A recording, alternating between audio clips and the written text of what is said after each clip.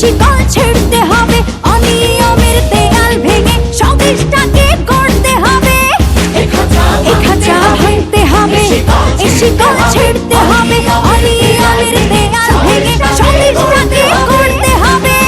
এ খাঁচা ভাঙতে হবে, এ শিকল ছিঁড়তে হবে, অনিয়মের দেয়াল ভেঙে স্বদেশটাকে গড়তে হবে। ঘুষখোর আর দুর্নীতিবাজ সাবধান হ তোরা, তোদের গালে তালে তালে মারবো জুতা মোরা।